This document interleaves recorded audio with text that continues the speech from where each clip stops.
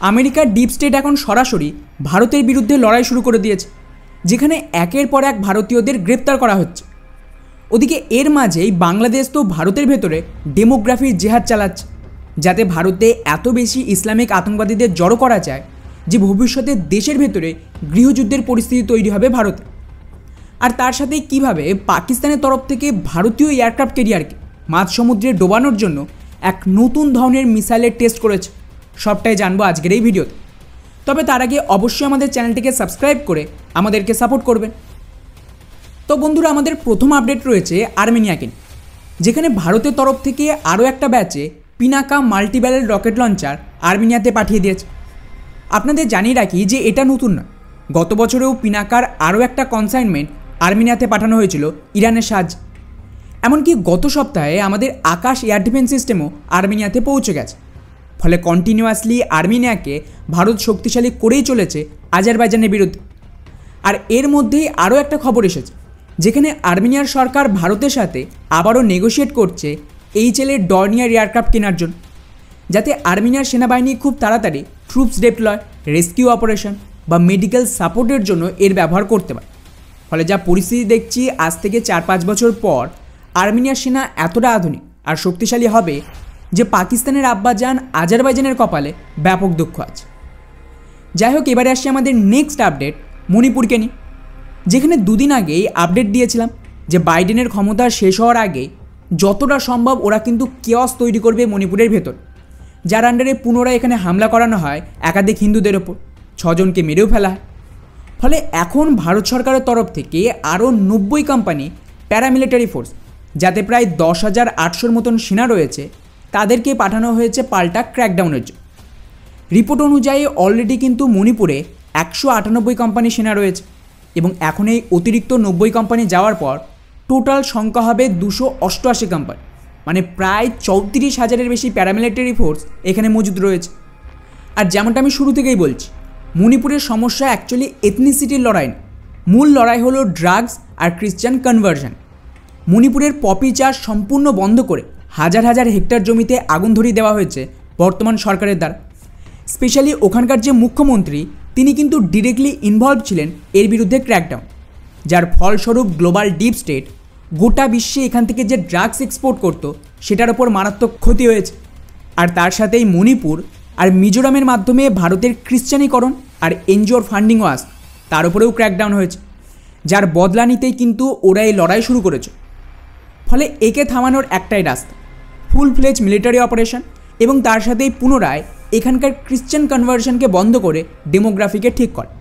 সম্ভবত এই পথেই কোনো বড় অ্যাকশান হতে পারে, যার জন্য ধীরে ধীরে সেনার সংখ্যা কিন্তু ওখানে বাড়ানো হচ্ছে। আর যদি আপনাদের মনে থাকে, কাশ্মীরে অ্যাকশানের আগেও সেমভাবে ধীরে ধীরে কাশ্মীরে সেনা ডেপ্লয় করা হয়েছিল। এখন দেখা যাক মণিপুরে অ্যাকচুয়ালি কী হয়। যাই হোক, এবারে আসছে আমাদের নেক্সট আপডেট বাংলাদেশকে, যেখানে বাংলাদেশের জেহাদি আতঙ্কবাদীরা ভারতের ডেমোগ্রাফি পরিবর্তনের চেষ্টা করছে, যার আন্ডারে পশ্চিমবঙ্গ আর বাকি রাজ্য দিয়ে মারাত্মক অনুপ্রবেশের চেষ্টা চলছে। এখানে ত্রিপুরায় প্রায় 8 জন বাংলাদেশের জেহাদি ধরা পড়েছে, ওদিকে কর্ণাটকেও আরও 8 জনকে ধরেছে এয়ারপোর্ট থেকে।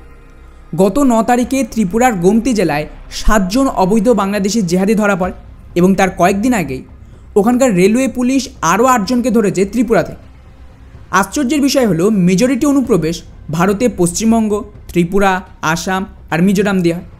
ত্রিপুরায় তো মারাত্মক ক্র্যাকডাউন হচ্ছে, ডেইলি বাংলাদেশি জিহাদিদের ধরছে, সেম অবস্থা আসাম।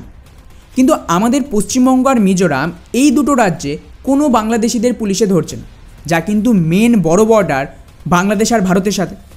ফলে জাস্ট ইম্যাজিন করুন যে কত লাখ বাংলাদেশি এই সমস্ত রাজ্যে ঢুকে পড়েছে, এবং ইভেনচুয়ালি আগামী কয়েক বছর পর আমাদের অবস্থাও মণিপুরের মতো না হয়।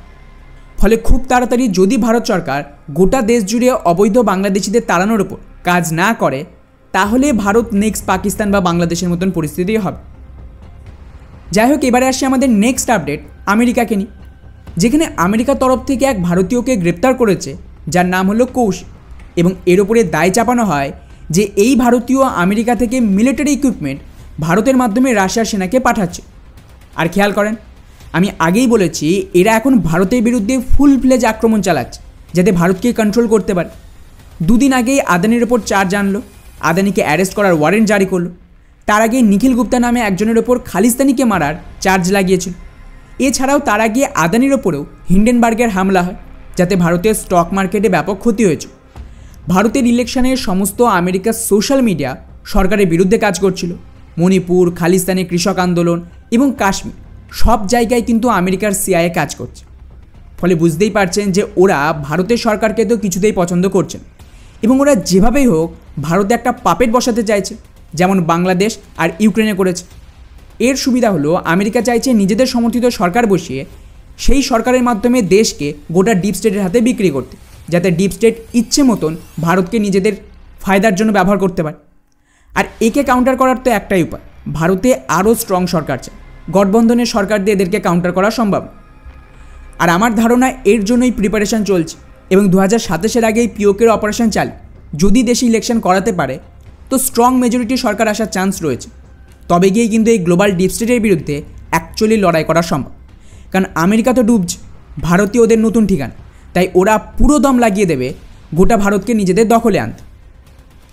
যাই হোক, এবারে আসছে আমাদের শেষ আপডেট পাকিস্তানকে নিয়ে, যেখানে পাকিস্তানের তরফ থেকে একটা নতুন ব্যালিস্টিক মিসাইল টেস্ট করেছে, যার নাম হলো স্ম্যাশ। এটা একটা শিপ লঞ্চ ব্যালিস্টিক মিসাইল, যার রেঞ্জ 350 কিলোমিটার। পাকিস্তান দাবি করছে যে এই ব্যালিস্টিক মিসাইল দিয়ে ওরা নাকি ভারতের এয়ারক্রাফট ক্যারিয়ারের যে ব্যাটেল গ্রুপ তাকে টার্গেট করে।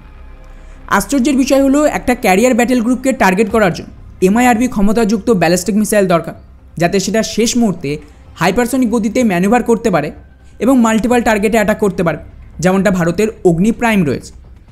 কিন্তু তাতেও 100% গ্যারান্টি নেই যে আপনি টার্গেট করতে পারবেন। স্যাচুরেট অ্যাটাক করতে হবে আর হাইলি ম্যানুভারেবল মিসাইল দরকার ভালো অ্যাকিউরেসির সাথে, কারণ ক্যারিয়ার ব্যাটেল গ্রুপ এক জায়গায় দাঁড়িয়ে থাকবে না, এটা মুভ করবে। আর একে প্রোটেক্ট করার জন্য মাল্টিপাল ডেস্ট্রয়ার, ফ্রিগেট থাকবে, এদের নিজস্ব এয়ার ডিফেন্স রয়েছে এবং এয়ারক্রাফট ক্যারিয়ারেরও নিজস্ব এয়ার ডিফেন্স সিস্টেম রয়েছে।